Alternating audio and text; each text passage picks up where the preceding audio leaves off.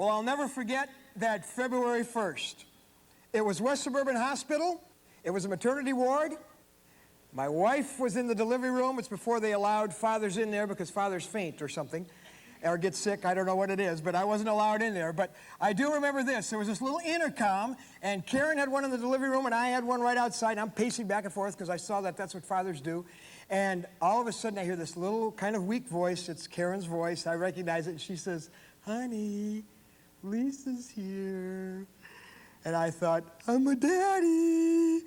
And I realized that all of a sudden my name had been changed by this one event like yours was on that same kind of day, you know. And suddenly Karen's mommy and Val is Aunt Val, and my mother is Grandma Jean, and my father's Grandpa John, and I got to go make all those phone calls and tell everybody their names changed. And all of a sudden we're off on the great adventure.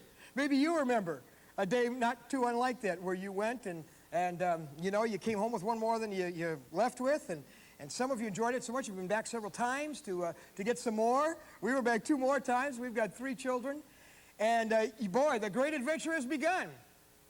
The only problem is that I went all through this little blanket. They give you this, we had a yellow blanket they gave us to take Lisa home in, and I went all through it. And I couldn't find the instruction book. Now, I don't know if you guys got one or not. Maybe you went to a better hospital, but we could not find the instruction book for anything. They didn't give us one. Here I'm a father, and there's no book. There's no instructions. The fact is, this great adventure begins, and they don't give you any instructions on what to do. But the fact is that great adventure of parenting has never been more dangerous than it is today. Because our kids are growing up in a riskier world than any kids have ever had to grow up in. It's a morally dangerous world. It's emotionally dangerous. It's spiritually dangerous. And we are the parents to prepare them for that kind of world. We need a map. We need some instructions. And in our time together, my hope is that we can step back away from the everyday pressures of being a mom or dad and begin to take a look at a practical blueprint for parenting kids in confusing times like these, so that what we turn out is a secure child in an out-of-control world. I believe that's tremendously possible, and I hope you'll leave here tonight with 2 words in your heart. I hope you say, this was encouraging, because I hope I can encourage you. And secondly, with hope, to say, hey, this is very doable. This is not the impossible dream. Now, I should tell you this. I am not an expert on the family. I'm glad, Sid, thank you for not introducing me that way. I don't know, you're the expert on your family. I remember hearing about a guy who wrote a book before he was married, of course, entitled Everything You Need to Know About How to Raise Your Children. And then he had children. They were young. He wrote a booklet entitled Some Suggestions on How to Raise Your Children. Oh, and then they became teenagers. He wrote a paragraph entitled Why No One Can Tell You How to Raise Your Children. Now, so that's why I don't want to be an expert, but I should tell you a little bit about why I'm here and what sources I'm going to draw on, because I'm not smart enough to tell you a strategy on my own for parenting in this kind of a world. But I'll tell you the 3 sources I'm going to draw on so you know a little bit about where I'm coming from. First of all, my own 3 children, Lisa, Doug, and Brad, have taught me so much. They're incredible kids. They're strong-willed kids, like their mother. And she's not here to contradict that. But they are incredible kids, and they have taught me so much. Now, they're all grown up now, and they're at the age where they're telling us how we parented.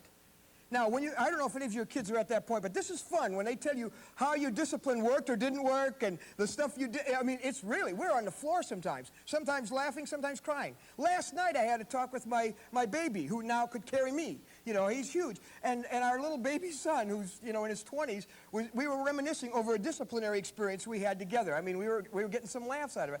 And so just our own kids, what they have taught me, you're going to hear that. Secondly, because I've been in youth and family work for 33 years, ever since I was 4 years old, could you keep your laugh to yourself, please? But I have had the privilege and sometimes the heartache, to tell you the truth, of having a window into a lot of families. A lot of families. I've lost count. And I've talked to the kids, I've talked to the mom, I've talked to the dad, and over 33 years, you can't help but reach some conclusions of things that almost always work and things that almost never work. So I will be bringing to you tonight, in a sense, what took 33 years to learn, watching my own family and so many other families. The third source that I'm going to go to is a book that was written. Did you know there is a book written by a perfect father? No, not my book. No, don't make any mistake about that. No, the only perfect father who ever lived wrote a book. You may have heard of it. There are quite a few out there. On the back of it, it says Holy Bible. You may have heard of it. Now, you probably have heard of it because it's a world's best-selling book. Funniest thing, nobody knows what's in it, but everybody has one, you know. World's best-selling book. But when you start to crack the covers and blow the dust off, there's some incredible wisdom in there from the perfect Father, Heavenly Father. So drawing on those kinds of sources, I can bring to you tonight a whole lot more wisdom than my own. And basically, I'll tell you what our strategy is going to be. It comes down to 5 words. It kind of reminds me of when my wife turned 40. She was so cool about it. She did not go into trauma like a woman's supposed to. I hope I can handle my 40th birthday as well as she. There you go again. She did. But she was fine until a few months later, our 12 or 13-year-old boy at that time came up and said, Mom, do you know you've been alive for 14,663 days? Man, it's like, I'm prehistoric. I went to school with Fred Flintstone all of a sudden. But do you know that's how kids look at life? Life to them is not years. It's not months. It's not weeks. It's today. What'd you do with them today? That's about all they can handle. Isn't that true? That's all I think of, is a day. So I guess our strategy is one day at a time. Those are the 5 words, one day at a time. We're going to talk about how to make the rest of your days the best of your days. However many days you have left, whether you've got a little baby or a teenager, whatever age your child is, there just aren't enough days left. They fly by. And we're not going to talk about the days that are already over. And maybe as we're going along tonight, you may say, boy, I wish I'd done that differently. I feel bad about that part of it. That's not the purpose here tonight. We can't do that over. No do-overs here. Those days are gone. What we want to talk about is from tonight on. We're talking about from today on. How to make the rest of your days the best of your days. And the foundation is what I want to tell you right now. The key ingredient, I believe, after observing all these years, the key ingredient in effective parenting is this. I can summarize it so simply. Focus on their needs that are behind their deeds. Behind the deeds that your kids are doing are some needs that make them do them. Now, you know what we focus on as parents? We focus on their behavior, of course, because that's what we can see. You can't see their needs, you see their deeds. So we think about how they're talking to us, or they're talking back to us, or how they're acting, or who they're hanging out with, or what they're watching, or some of the things they're getting into, and the things that worry us about them. And we're focusing on their deeds. But the thing that's making them do them are these needs. So effective parents don't just focus on what their son or daughter's doing. They stand back and say, why is he doing this? Why is she doing it? I'll guarantee you, in most cases, it's because of one of 5 needs our children were meant to have met at home. I have a friend who, years ago when their baby was little, our family's all grown now, but they took their baby son out to a fine restaurant with them. Duh. This was not a good idea. They put him in the high chair, they started to order, and he started tuning up. Any of you ever have this happen? I mean, he is tuning up. The rest of the people in the restaurant are like, get them out of here now. And he is, so they try and they pat him on the back. They tried to burp him, nothing. Dad burped, but the baby didn't. And they tried to feed him. They used a miracle drug, Cheerios. They put Cheerios on his tray. That's supposed to take care of him. Nothing worked with this baby. And they couldn't, they patted his diaper. Didn't seem to be any surprises there. They couldn't figure out, he kept crying. Finally, they left. They gave up.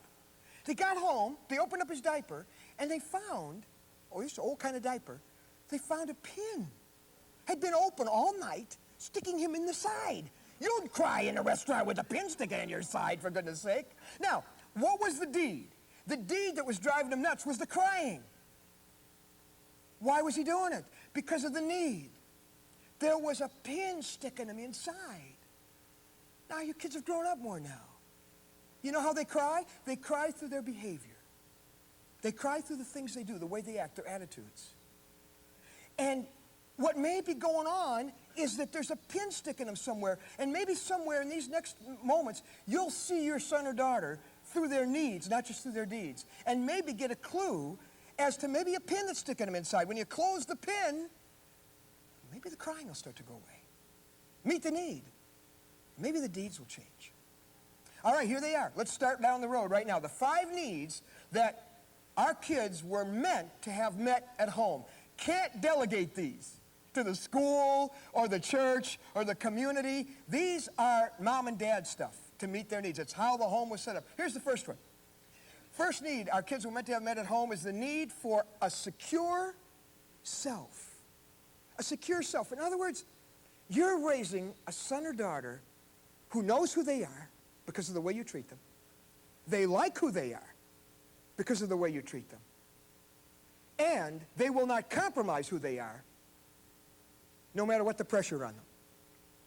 You know why what will make them be like that? Is a secure sense of who they are, a secure self.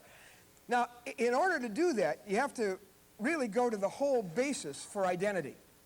And you've got to realize that what makes us who we are is who designed us, is the person that created us in the first place. And I'm reading to you from, or quoting to you from, something that was written from the Perfect Father's book. Listen to this. This is a prayer recorded in Psalm 139 in the Old Testament of the Bible. It says this: Lord, you created my inmost being. Now, who knows who you are? Your designer. If we're going to help our kids have a secure self, they got to realize the one who gave them their value is the one who designed them. You created my inmost being. You knit me together in my mother's womb. God was weaving this child together from the moment of conception, from the time that egg and that sperm came together. He's working on a masterpiece, because that's all God does, is masterpieces. And then it goes on to say, I praise you because I am fearfully and wonderfully made. Your works, talking about himself, your works are wonderful. Now, he's not being arrogant. He's saying, God, all you do is good work. Thanks for making me. Let's remember to tell our kids this, that they know where their value comes from. You are not who your friends say you are. That's not your identity. You are not who your critics say you are. Aren't you glad? That's not your identity. You are not who your teachers say you are. You are not who your grades say you are. You are who your designer says you are. And he says he wove you together into a unique masterpiece person. That's where all worth and all identity begins.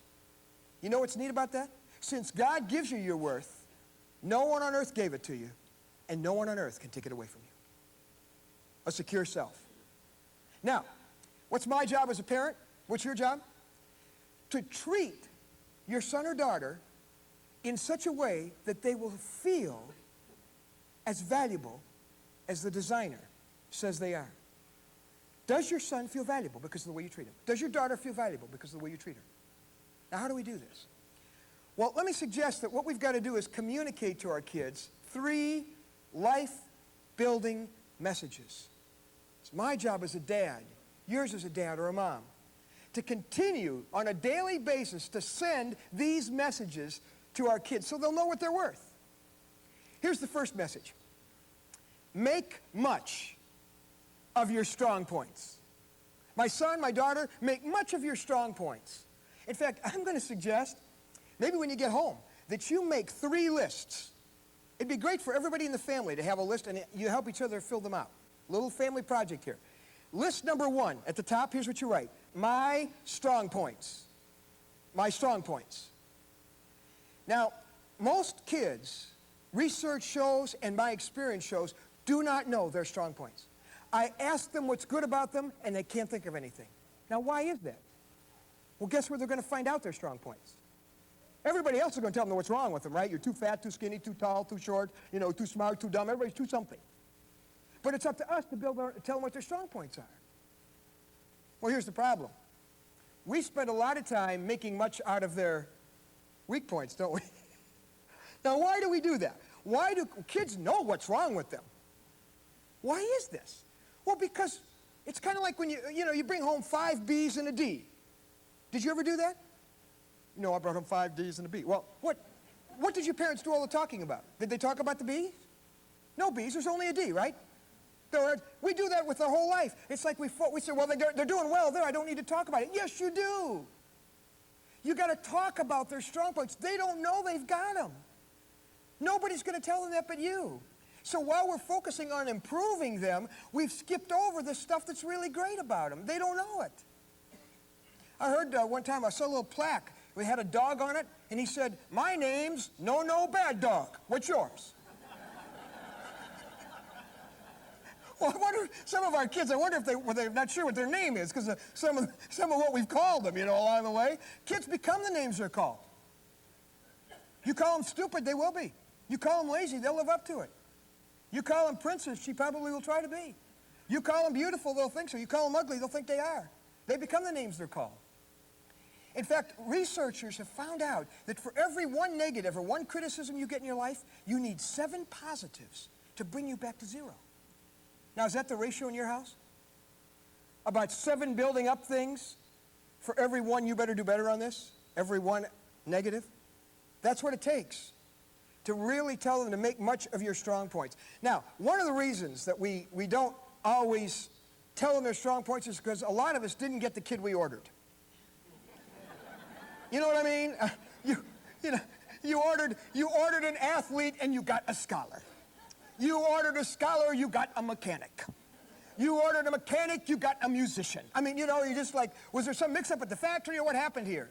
No, watch my lips. You got who God wanted you to have. And he's smarter than you are. And God says, this is the child I'm entrusting to you. Will you quit trying to make him into the child you wanted? Instead, my job as a dad is to hold up a mirror and say, look what God made. Isn't it great? Instead of trying to make them into something else. Now, what do I mean by their strong points? Well, let me give you two. 2 kinds of strong points you want to give them. One is their personal abilities. You want to praise them often on their personal abilities. Even if they're not a champion, if they've got some personal abilities, tell them that. Now, I'm not going to spend much time on that because those are the more obvious things. If they've got some ability, whether it's mathematical or musical or mechanical or athletic or academic or whatever. Talk about their personal abilities. Let's talk about the other kind. The other kind of strong points nobody ever compliments you on is your personal qualities. Your personal qualities. They don't give awards for these things. But our kids need to be told by us, man, do you know you are a great listener? You said, they don't listen to me. Yeah, but why do you think all those kids call them on the phone? He's probably a good, they probably think there's a good listener. You may very well have a son or daughter that's a very good listener, and their friends really think they are. Do you know what a gift that is? How this world needs listeners. Man. But did you ever hear of a Miss Listener pageant at Atlantic City? There she is. No, there's no Miss Listener. But I'll tell you, all the great athletic superstars, all the Michael Jordans, whoever of the world, all the beauty queens, none of them have impacted my life like one person who listened to me. How many times do you compliment your son or daughter on the fact that they're a good listener? If they are. Or maybe they're generous. In a selfish world, you got a generous kid. How often do you tell them that? Hold the mirror and say, hello, Mr. Generous. Or maybe you got somebody who's got leadership qualities. You say, well, they've never been an officer of anything. No. You know what makes somebody a leader? If they do something and 2 or 3 other kids start doing it, that's a leader. Now, I don't know where they're taking them, but they've probably got some leadership ability. So, if you've got somebody who's got leader abilities, will you tell them that often? You're a leader, man. You're a leader, my daughter. Or maybe you've got a child who has tremendous radar for other people's feelings. Did you get one of those? They know they're so sensitive, they can pick up on feelings before anybody even explains them. Do you know what a difference they could make in this world with that gift? See, these are personal qualities. No one will give them an award except you for it. So tell them their strong points. Make much of your strong points. Okay, column number 2, as we're doing our kind of how to give them a solid, secure self. The second sentence you want to give them, the second life-building sentence, make sense of your weaknesses. Make sense out of your weak points. Now, there are 2 kinds of weaknesses. Let's put the first one in column 2. First one's your strong points. You know what you put on top of that column? Build your life on these. That's what goes on top of that column. Build your life on your strong points. Don't spend time on what you aren't. Spend time on what you are. Don't spend time on what you can't. Spend time on what you can. Now, column number 2 is the weaknesses you cannot change. See, these weak points are the things that make us feel not secure about ourselves. We've all got them. You kids know very well what those are. But there are weaknesses you cannot change. Now, for example, you probably haven't noticed, but I'm short. I'm on a platform, harder to tell. If I was down there, you'd go, where'd he go? Now, I can't help it. Not everybody would consider that a weakness, but the fact is, in a world where the people like tall people, I am short. I can't change that. If that's a weak point, I got it. But I'm not too worried about it. Because in the New York newspaper I read, they did surveys of famous tall people and famous short people. You know what they found? They found that the short group lived on the average 12 years longer than the tall group. So I might look up at you, but I might come to your funeral. Actually, I told one of my tall friends that, and he said, yeah, but at your height, who would want to live 12 years longer? It is a cruel world, folks. I told you that. Now, that's a weakness I cannot change if it's a weakness. Now, what do you do with the weaknesses you cannot change? Right at the top of that column, accept it. Accept it. You're never going to change it, and you don't need to. Because did you know that's part of your Creator's design? He made us all strong, weak people. He gave us all some limitations. Everybody's got some limitations. Do you know why? Because it's those things that make us caring, compassionate, sensitive to other people. If I was all strong, I'd have no feelings for you whatsoever. It's those things that make us depend on other people and depend on God. So he gave us all some weaknesses we cannot change. And that's okay, you accept them. Here's a wonderful message to give to your kids. Everything you need for why you were put here, you have. Everything you need, you have. And whatever you don't have, you got it. You don't need. I don't need to be tall for what I was put here to do. Maybe you do. I don't need to be musical for what I was put here to do, but some people here did. But maybe there's some things about me that you don't have. That's okay. Weaknesses you cannot change. Now, here's the third column. I bet you can figure out what that's going to be. Weaknesses you can change. Now, what do you do with this column? Work on them. You build your life on your strong points, you accept the weaknesses you cannot change, and then you go to work on the ones that you can change. Now, when I was in high school, I weighed in at 210 pounds. El Blimpo. You might have seen me at the Rose Bowl with Goodyear on my pants. I was floating over the Rose Bowl. Now, I went to the doctor. I said, Doctor, do I have an overactive thyroid? He said, you have an overactive fork. Now, I could have said, oh, God, why did you make me fat? God didn't make me fat. I made me fat. I could change that. Now, have you ever seen kids that look like they've given up on themselves and they don't even work on what they could work on? They dress like it, they act like it, they pick friends like it. What's the deal? They don't try in school? Why don't they work on the ones that could change? You know why? Because probably nobody ever told them about column number 1 and they have no incentive to change because I'm not worth anything anyway. If you don't know your strong points, if you don't know all the good stuff you got going for you, you have no motivation to work on the things you could change. So you got to give them that first list. Build your life on your strong points, accept the weaknesses you cannot change, and work on the ones you can. Now here's the third life-building sentence. First one is make much of your strong points. The second one is make sense out of your weak points. The third one is, my son, my daughter, make a difference with your life. Make a difference with your life. When our kids would leave for school in the morning, I used to yell out the back door to them. I'd say, go mad. And the next door neighbor would say, go away. What is wrong with this man? Telling children to be insane? I wasn't telling them that. M-A-D, make a difference. My kids knew what I meant. Every day I would say to a man, go make a difference. Go mad today. And we need to tell our kids that we were put here not primarily to make money or to make friends or to make grades or to make a team. We're on this planet to make a difference.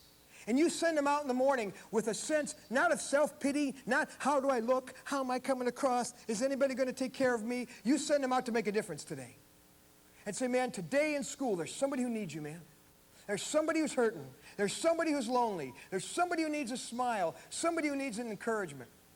It's a great, one of my favorite sentences out of the Perfect Father's book is found in Ephesians chapter 2, verse 10. Here's what it says. We are God's workmanship. There's the masterpiece again. We are God's workmanship, created in Christ Jesus for good works he prepared in advance for us to do. What a fabulous thing to raise their son or daughter and say, do you know you have been created, wired, and designed by God for good works that he has specifically designed you to carry out, part of them this very day. Make a difference with your life. Why is this so important? Why is their sense of worth so important? Well, maybe you have this at your house. We have some meals at our house that are, paper plate meals. And this is our last one. We have a lot of them. And you have, pizza, hamburgers, or hot dogs, if you want to be more frank about it. And after you finish with a paper plate, now, I don't know, do any of you wash your paper plates? Okay, we never have. We never have much money, but we never washed our paper plates, blow dry. No, we don't do that. No, when we're done, you know what to do with the paper plate. I don't feel bad about this. I wad it up, I throw it away. No sense of guilt, no sense of loss. But in our dining room, in this cabinet, we have this other kind of plate. And I borrowed this, so this isn't ours, but this is, let's call it fine china. Now, we would keep this for special occasions. We keep it in a special cabinet. We have you out over for dinner. We might have this, Thanksgiving, Christmas. Now, after we eat off of this, we do wash it. Is that a surprise? We do not throw it away just because we're finished. In fact, if you drop it, you're out of the family. No, you know what we do? We take very good care of this. We keep it in a special place because it's reserved for special purposes. Now, what's the difference? Paper plate, fine china plate, same thing. No. Paper plates aren't worth anything. They're cheap. You throw them away. Fine china, expensive, too valuable to throw away. Keep it for something special. Do you know what most kids feel like today? Paper plates. You know what they're doing? They're throwing themselves away. Maybe you watch a child sometime throw themselves away. They throw themselves away with the friends they're choosing. They throw themselves away academically, socially, musically, by the music they listen to, chemically, alcoholically, sexually. There's a lot of ways to throw yourself away. Do you know what that kid's saying? That's the deeds. You know what the need is? I'm not worth anything, so what does it matter? That's what's really going on. That's the need behind the deed. But God didn't make any paper plates. He only made fine china. But somehow they've ended up feeling like a paper plate. It's my job as a mom or dad, it's yours, to say to them, you are fine china, too good to throw away. Don't do that to yourself. You're too valuable. A secure self.